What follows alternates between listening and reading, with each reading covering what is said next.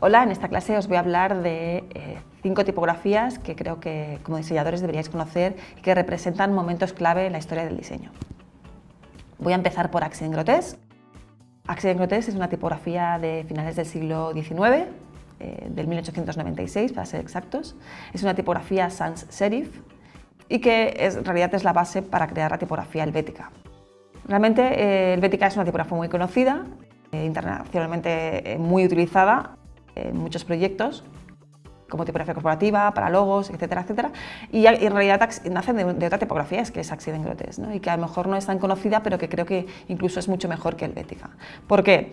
Tiene algunas sutiles correcciones de las letras, helvética corrige algunas letras, pero además le aumenta la altura X, lo que la convierte en menos racional. O sea, la tipografía helvética es muchísimo más racional que la Accident Grotesque, no tiene tanto equilibrio con las letras, con la forma, con la geometría, con lo cual la hace un poquito más dinámica que la helvética. Es una tipografía alemana, con lo cual es muy racional, pero tiene esas sutilezas gráficas con respecto a la helvética que para mí, desde mi punto de vista, la hacen mejor y además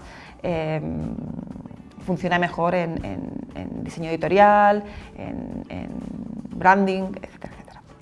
Ahora os voy a hablar de la Baskerville. Baskerville es una tipografía del siglo XVIII, es una tipografía con serif,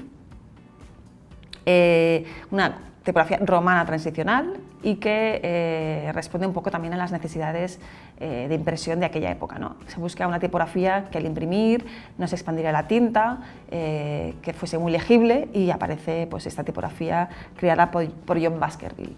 Es una tipografía muy elegante, muy legible, incluso muy fresca y muy moderna, ¿no? Creo que actualmente podríais utilizar una Baskerville y te podría funcionar perfectamente, a pesar de que es una tipografía del siglo XVIII. Ahora os voy a hablar de la DIN, la tipografía DIN 1451, es una tipografía de finales del siglo XIX, creada en Alemania, que responde a la necesidad del Estado alemán para tener una tipografía para reproducir en su administración, ¿no? Está pensada y creada geométricamente para que funcione muy bien a ciertas distancias, porque van a funcionar para señalizar el tráfico en el país, ¿no?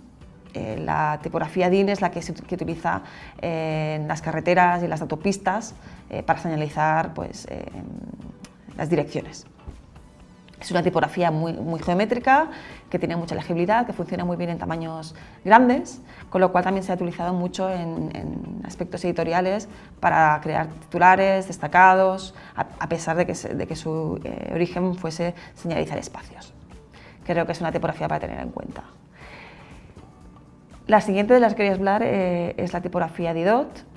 La tipografía Didot es una tipografía romana moderna, que nace también con una necesidad concreta de la época, que es crear nuevas tipografías con el nacimiento de la publicidad y el diseño gráfico, para captar la atención del lector y crear esos titulares impactantes y esos eslóganes para vender, ¿no?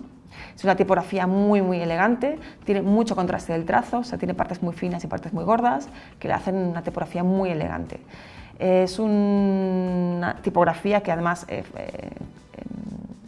se ha utilizado mucho en el mundo de la moda, tiene un aspecto, una personalidad muy relacionada con ese ámbito y con productos más femeninos y de cosmética.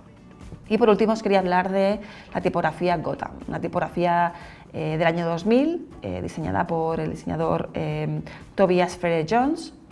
Es una tipografía americana que se inspira en los edificios arquitectónicos de Nueva York.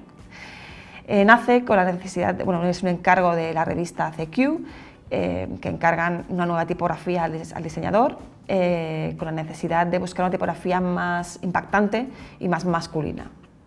Y por eso nace Gotham. Gotham tiene un éxito muy grande gracias a que Obama, en su campaña electoral, el Yes We Can, utiliza esta tipografía para toda su comunicación. Fijaros incluso el éxito que ha tenido, que en España hay dos partidos políticos que utilizan también esta tipografía, pero dos partidos políticos, uno que es de izquierdas, que es el partido político Podemos, que fue el primero que se creó y creó su marca con esta tipografía.